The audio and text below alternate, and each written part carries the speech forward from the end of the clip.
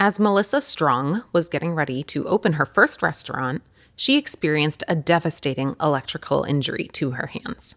Despite multiple surgeries and a lengthy recovery, Melissa was able to return to her passions of rock climbing and running her businesses. Today, you'll hear about Melissa's journey from spending every day at the bar to every day at the crag, her near-death experience, and mindset tools for athletes who are dealing with injury.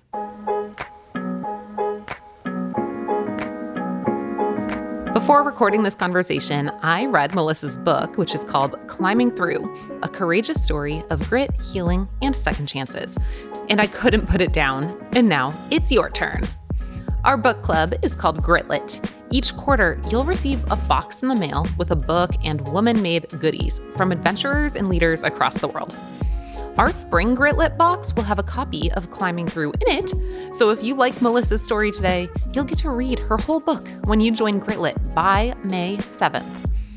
Obviously, it's already fun to get an adventure in a box every 3 months, but another great part about Gritlet is that proceeds create wilderness scholarships for other girls and women. So when you read outdoor books by women and try some new small business goodies, you're also supporting gender equity and adventure just by doing that. Go to the show notes or karenproject.org/grit-lit to join Gritlet by May 7th, and you'll get Melissa's book and the next box. This is See Her Outside, Stories from Women Who Adventure. I'm your host, Angie Leake. Melissa Strong is a rock climber based in Estes Park, Colorado, and El Paso, Texas. She is the founder and owner of 2 acclaimed Estes Park restaurants, Bird and Jim, and The Bird's Nest. Together with her husband, Melissa also owns Wagon Wheel Co-op, a guiding concession in Waco Tanks State Park. A sponsored climber, she's traveled the world in pursuit of her passion for rock climbing, while inspiring others through her writing and advocacy for equitable outdoor access. Here's Melissa.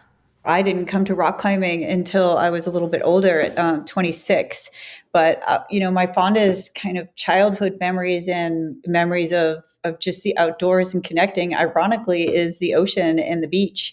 I was raised in Massachusetts, and we spent our summers, lucky enough to spend our summers at the beach. And, for me, just being outside and kind of having that freedom that kind of comes with that environment, just that open landscape and the interaction for a kid, whether it's sand or the waves, those are my earliest memories of just being outside and truly enjoying every second of it, and as a kid, it's just like all great and all magical.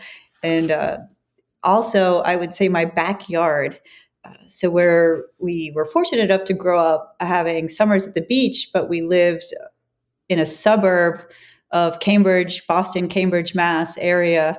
And we had a beautiful backyard with these amazing maple trees and pine trees and these little rock slabs and all these little kind of nooks and crannies in our backyard. And I was younger than my brother and sister quite a bit. 8 years was the gap, basically. So I had a lot of play time on my own.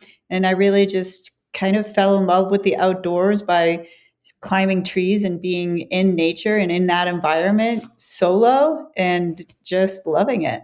So me being from Massachusetts as well, it's really interesting because it gave me such an appreciation for nature because, you have Cape Cod and the beaches and you have the woods and there are really beautiful natural spots, but they're not what you would think of when you think America's national parks and Red Rock of Utah or Yosemite. And I actually love that. I was later in life more introduced to those big epic national park on the postcard style outdoors experiences because I do still have that appreciation for my own backyard and that tree that I used to climb and that patch of grass that like anybody else could walk by and not realize how special it is. So it's really nice to be able to hold both of those types of environments and in love. Yeah, totally. And that you can find it in the small things, it doesn't necessarily have to, be those big sweeping adventure parks. You can find this connection to the outdoors in tiny little nooks, and little gardens. Mm-hmm. It's pretty cool. Well, tell us about your first time touching rocks with the intent to climb them. What was it like to start bouldering and rock climbing? I definitely went out climbing a few times before I loved it. And I was in a time in my life where I needed to find a change and I needed to find a spark, whether I realized that or not. So I had, left college, yet in a way was kind of continuing the revelry and had moved to a small mountain town. I thought rock climbing and rock climbers were just nuts. And yeah, it's beautiful out there. But look, I've got all these cool friends. I got a job waiting tables. I'm making all this money. And we would just go out and party after work and spend the cash and have a great time. Or, at least you're thinking you're having a great time. And one day I tried to, I see all these people coming in to work and they're just like glowing and happy. And what did you do today? And it's like, oh, I hiked to Emerald Lake, or I hiked to Lake Hayaha, or I got out in the park and did this, or I went rock climbing. It's like, what did you do today? And it's like, oh, well, I basically slept the afternoon away and went to work. And something in me is like, you gotta change this. And so one day I tried to run around Lake Estes and I couldn't. It was 3.5 miles, and I couldn't even run a half a mile. I realized that I was doing something drastically wrong with my life, and I wasn't paying attention to the beauty and everything around me. And I was just kind of letting myself successfully be distracted from the tangibles in life by spending my time in a smoky filled bar. And when I couldn't run a half a mile, I was appalled at myself as well. And I'm like, oh my God, you're a healthy 20-something-year-old. You really need to do something. So my great friend who'd asked me to go rock climbing a million times, and I said no to, I called her up and said, let's go. And we went out rock climbing. So I went in with a total open heart and almost died on the approach because I was so out of shape. Got to the climb that I was honestly, of course, terrified to climb, yet excited for the challenge.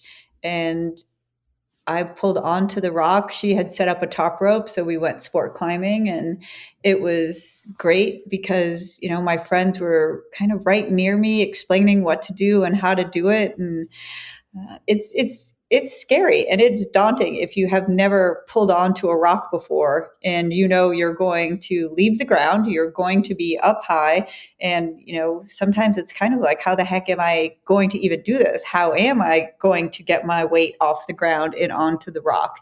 And once I overcame that mystery and was on the rock, my friend could clearly see, like, okay, her legs are shaking. Yep.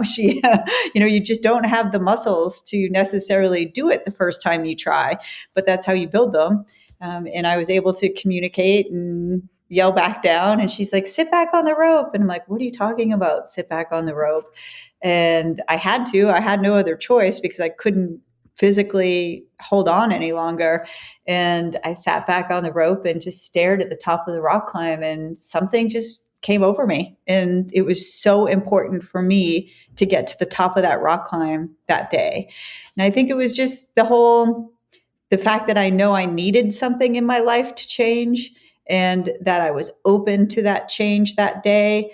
It all just came together. And eventually I pulled back on and I got to the top of the climb, and I knew it was something I would do forever, or as long as I could. And talk about a big change, because you went from, just reading the beginning, it's towards the beginning of your book, you're talking about those first times rock climbing, and it's very relatable, but it's, the fumbling and the legs shaking, and your friends can all climb 10 times as hard as you can. But then you somehow go from that to being a sponsored boulderer who's climbing every day, and even moving your residence for part of the year to pursue climbing in the winter. How did you make that transition, and how long did it take?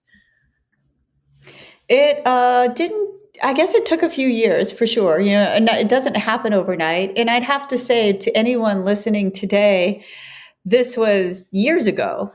So it was before there was a climbing gym on every corner, and you're climbing next to the now 18-year-old who has climbed since they could walk, or even before they could walk. So back then it was different, and women really were not known in the sport. They weren't necessarily excelling in the sport at the rate that men were, simply just because of physicality. And for me, making those strides at that time was more significant than in a way it is today, just because now climbing is so mainstream. So it was me making strides as far as getting stronger, as far as growing my passion and my love of it, and getting recognized. And also, I mean, anyone, it's not necessarily about how hard you climb. It's about who you are and what you are in your community, as well as getting sponsors. You know, you can climb as hard as you want and hide from sponsors, and I think that's great too. You know, you're doing it more for you. At that time, you know, I knew people in the industry, I was meeting people in the industry, and becoming a sponsored rock climber was something that was important to me and something that I did pursue. As far as writing letters and blogging, and I love to write in general. So I wrote for a lot of climbing magazines, and that also got my name out there and got me a little more kind of mainstream and recognition. And then the physicality of it, just, it's surprising how at least my body adapted to rock climbing. It clicked, it made sense to me, and I was able to get stronger, with dedication, of course, with continuing to climb and try. And that just helped my passion grow. You know, is you feeling more natural on the rock opposed to feeling forced. And then, you start meeting friends that love to climb, and you start traveling to climb, and it just all kind of one thing led to another. And it was great. It was kind of making what you love to do for fun into real life, opposed to making it into something you get to do when you make time for it. Mm-hmm. And having sponsors holding you accountable to, writing for them, sharing pictures with them, that also kind of helps you keep on bridging that passion with your life. Were you writing before you had sponsors, or did you becoming a sponsored climber encourage you to start writing? I would say I wrote before. I always loved writing. I mean, I was definitely one of those, I have diaries and journals that who knows, they'll be good to light a fire one day. But, I was just, even as a kid, I wrote in my diary. I had to write every day. And then going into school, I studied literature, which is yes, you're studying someone else's writing, but you're also writing about their writing. So it was definitely a critical writing focus, and I really enjoyed that. And then it took me a minute. You can ask any editor I worked with in the climbing world. It definitely took me a minute to turn that critical writing brain into more of a creative writing brain. And thanks to, publications that some of them don't even exist anymore. But like Climbing Magazine still has a presence. They were Urban Climber and Rock and Ice and a few other ones that I would just submit articles to, because I loved writing and I loved climbing. So it makes sense to write about, the things you love. Mm-hmm.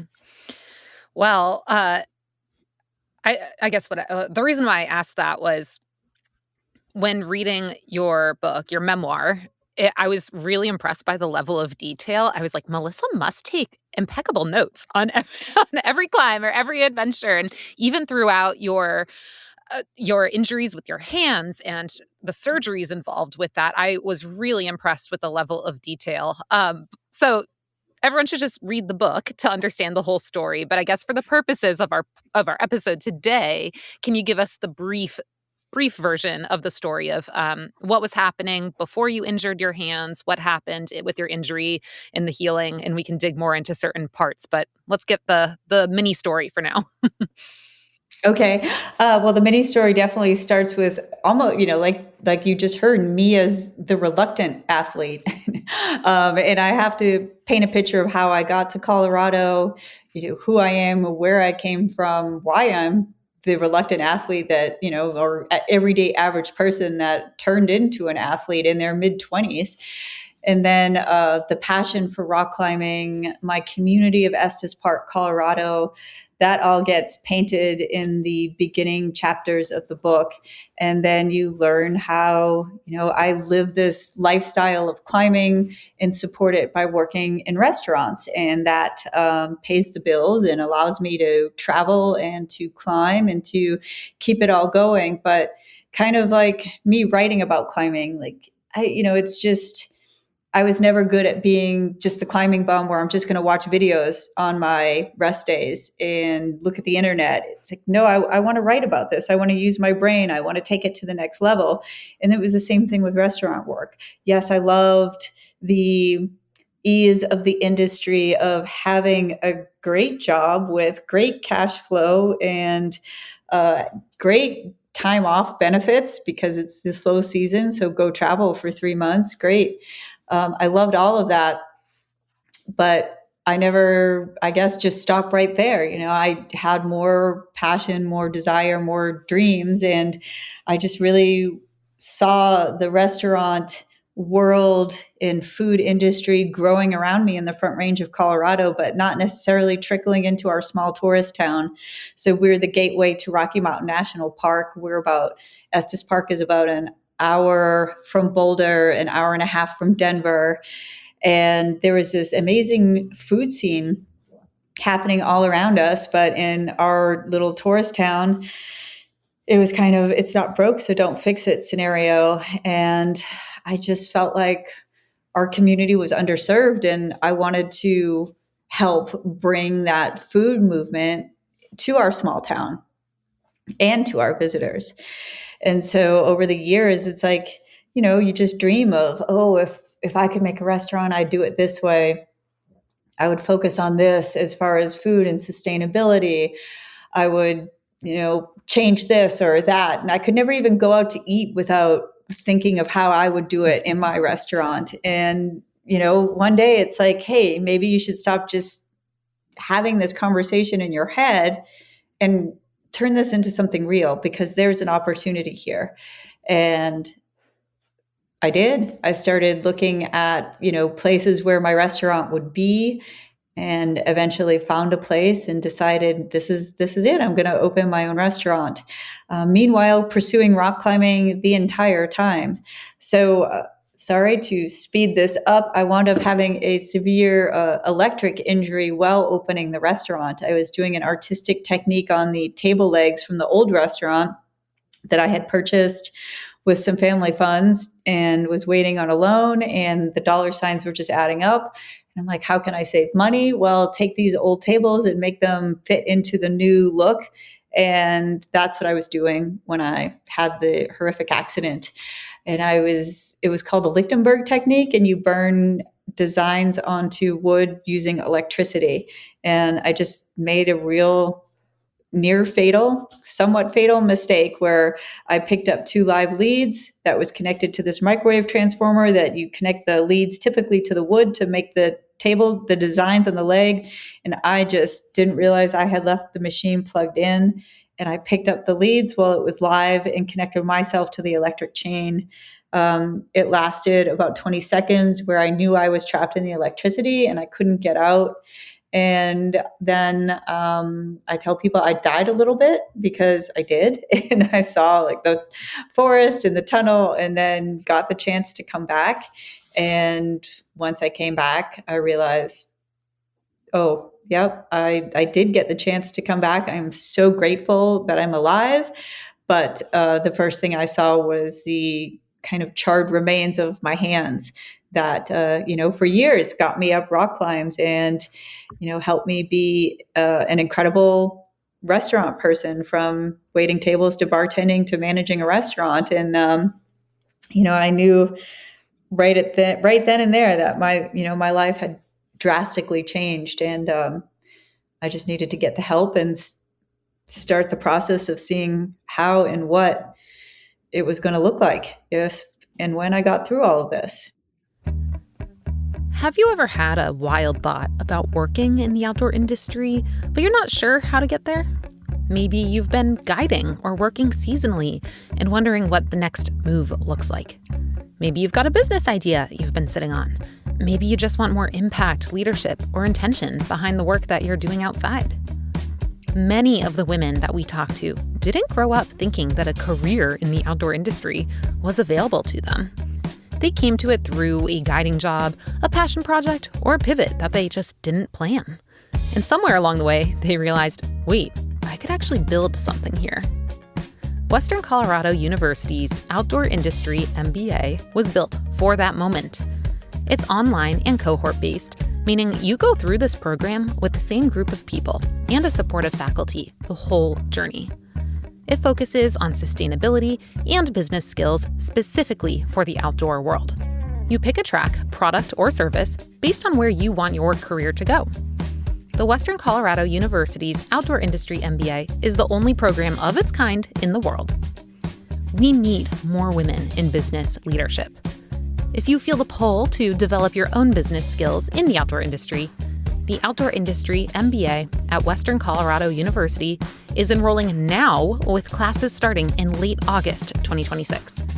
We are thrilled to partner with this incredible program and invite you to check the link in the show notes to learn about the program.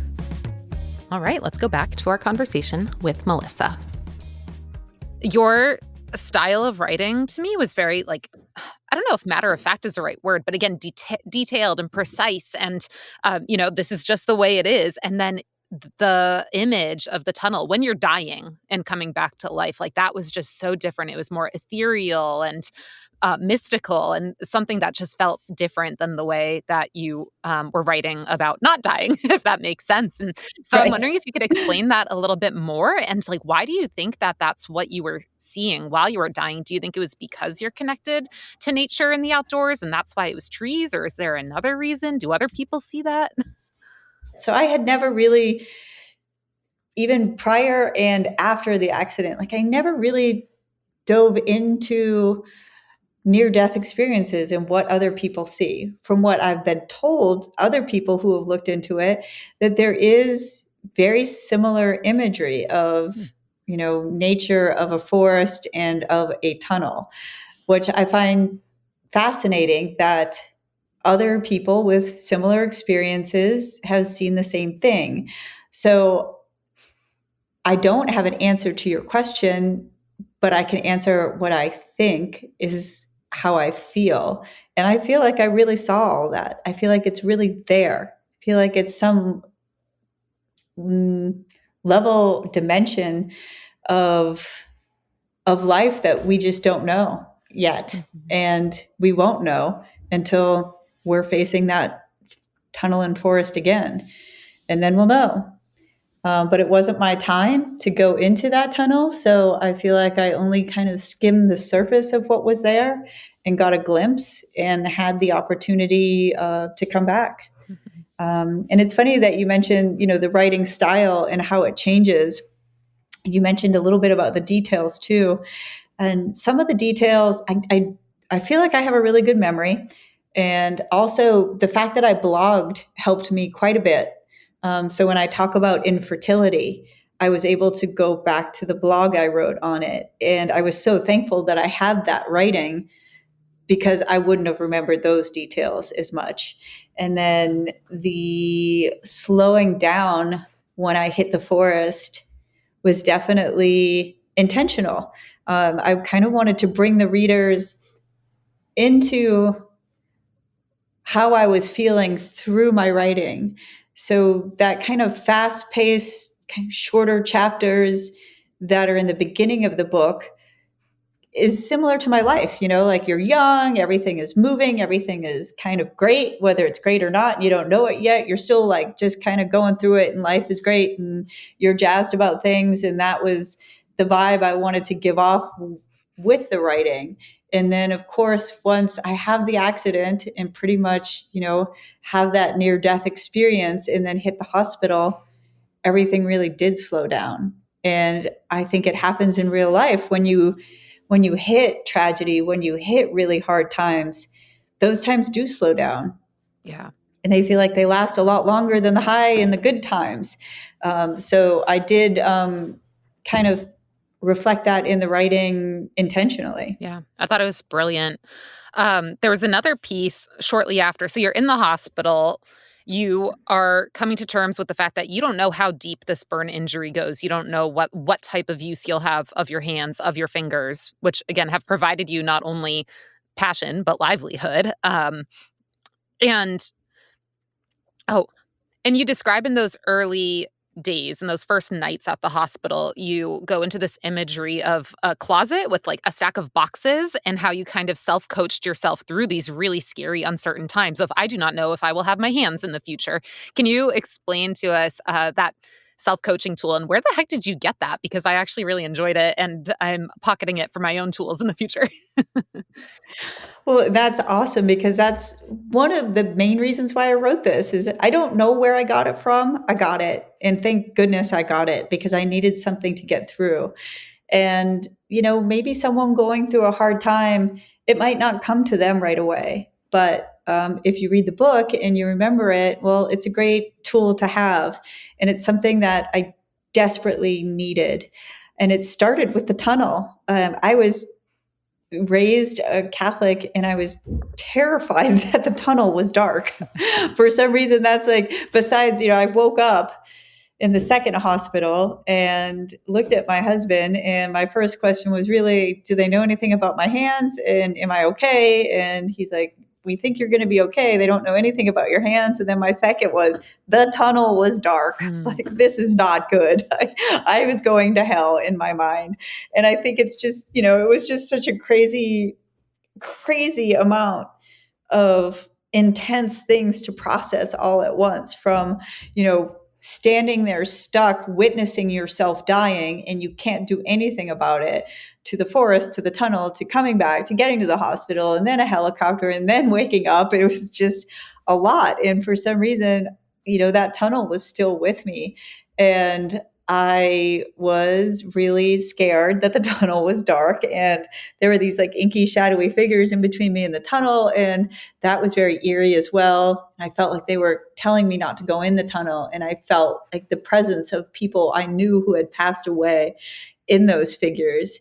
And it's just a lot, right? And it's a lot to process, whether you have charred bones sticking out of your hands or not. And I just knew that it's funny, my mom, which she would readily agree with this, helped me put this straight and just said, Melissa, it's not your time.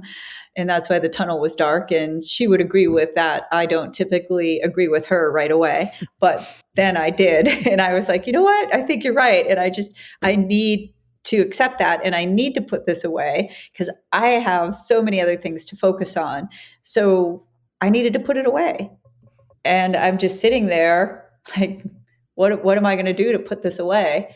And I'm like, okay, you're going to literally put this away in your mind. You're going to find a box and you're going to put it in that box and you're going to put a lid on it. And, I don't think this box is going to be alone. I think there's going to be a few other things. So let's put this in this closet over here in my mind. And that's what I came up with. And not too long after that, I realized I had a lot of things that I was going to have to face. And you can only face so many things at once. There's so many things to process at that moment, including, could I forgive myself for making this mistake? I had no one to blame but me. It was a mistake I made, and it was now going to drastically affect the rest of my life and the lives of people around me who love me. And, I needed to stop the narrative of being angry at myself for making a mistake. And I knew that needed a box, and I knew that needed to go away, because if I lived in that negative state, I wasn't going to allow myself to move forward and heal. So somehow right away, I just knew that I needed these tools to save myself and to give myself a chance to be open to what was coming next, and to be able to be, present for that medical and recovery journey, and to give it all the positiveness that needed to go into it to get the best possible outcome. So thankfully, somehow the closet and the boxes and all came to me, because I desperately needed them. Mm-hmm.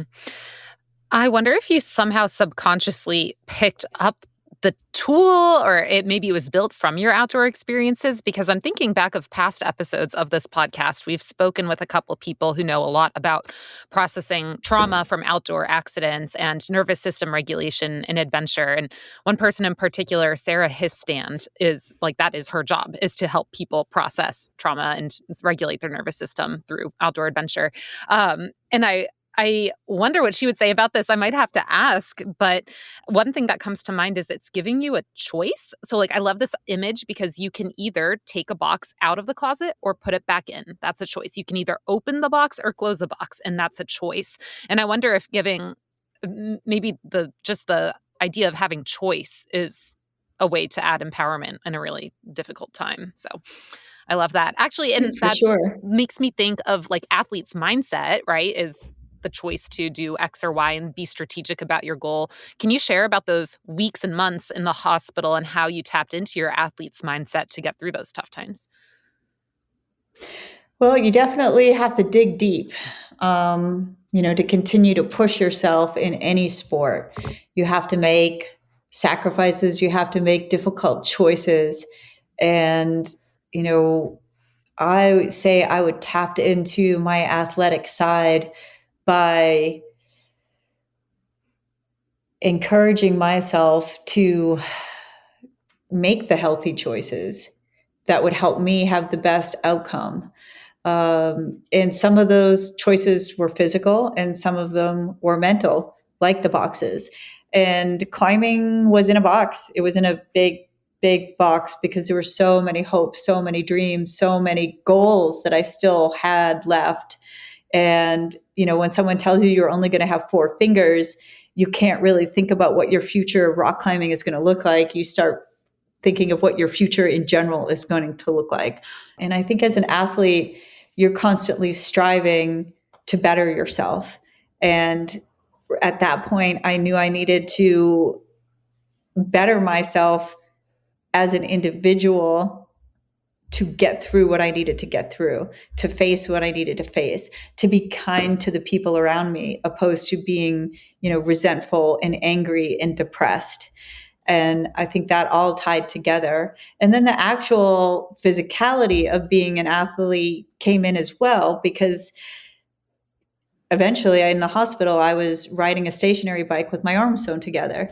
So I don't think, that would be an easy thing to do if you didn't know that exercise makes you feel better. Yeah. Even if it's a very small degree of exercise, even if it's going out for a walk around your block, it changes your day. It recenters your focus and it gets some blood flowing. So I wasn't, on a Peloton breaking any records or hitting any leaderboards. I was on what looked like an Atari screen, old school bike that I'm like, it had to have been plugged into something, but it really didn't seem like it was. So I wasn't really breaking a sweat even, but I was moving. And that was important to me, to get the blood flow going, to remind myself that I'm, a human being and I'm not just some science experiment locked away in a hospital room. And then going outside was also huge for me. So you can imagine, like, initially my hands were in huge bandages. And so it wasn't like easy for people to dress me. They were independently moving. So if you got like a real like wide arm t-shirt or something, someone could put it over my head and I could go out and walk. But as the medical journey progressed, my doctor decided to sew my arms together to create large skin grafts that would cover the burnt bones, where I could see burnt bones. Obviously the skin was gone. So they used this flap technique to introduce what would be the new skin on my thumb to the vascularity of the system. So it would take. They also wanted to kind of introduce those burnt sections into good blood flow, seeing if they could save anything. So then I'm in the hospital for 3 weeks now with my arms sewn together. And it's just that hospital setting, how amazing it is that you have that setting and there's people there helping you, and you have all of these machines and tools and everything that are there to help you. But it's also, like I said, it makes you just kind of feel like you're locked into this medical setting, and you feel less of a human being. And being able to get outside was just so huge to me. It was springtime in Colorado, and things were just turning green, and I was so fortunate that my lament of not being able to just be outside, even if it's sitting on a park bench next to a tree that's flowering, was so good for my soul. And thinking of having your arms sewn together, and gosh, nothing is going to go on me as far as clothing except a hospital gown, probably backwards too. What is going to happen to me for these 3 weeks? How am I mentally going to be able to be cut off from the world outside and the world around me? And that lament made its way back up to Estes Park, to from a friend to a mutual friend, and she just had an infant and was snapping the clothes, like those little onesies that come up and snap on the top of your arms. She was dressing her infant one day, and just had the idea, like, oh wow, this is how Melissa could wear a shirt with her arms sewn together. And got some t-shirts, from Target or something, and she cut them and sewed little snaps on the top so someone could dress me.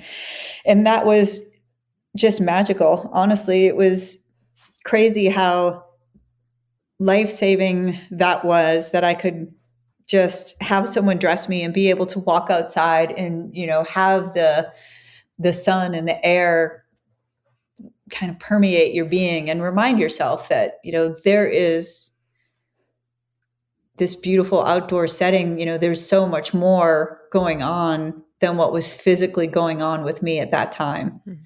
So it was huge.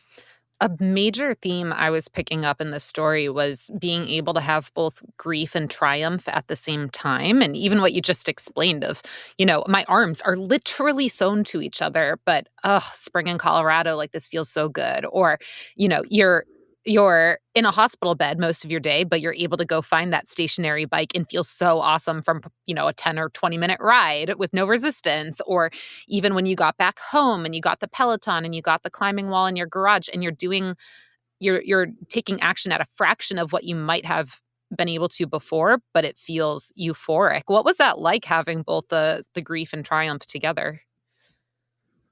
It was a challenge.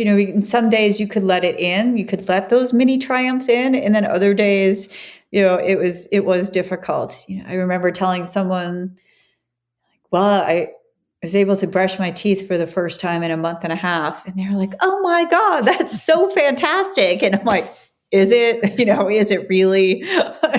So some days, it didn't come as flooding in as other days, but most often it did.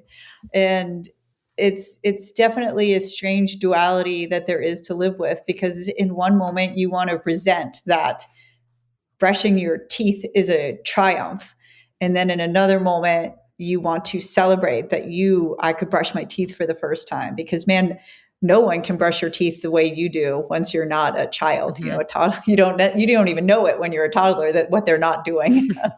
But it was a challenge to be able to kind of step back from that high functioning life that I had, to celebrate these small victories. But if you don't give yourself that, what is there? You have to, because you're not going to go from 0 back to, even 99 or 90. There's all of those steps in between that are going to get you there. And so it's allowing yourself the grace to celebrate those small things, even if they are so small in a fraction, of what you once had. Yeah. It was a challenge. Yeah. Thinking about the snap shirt, were there any other pieces of, adaptive gear or equipment that made returning to climbing or just your at-home life easier?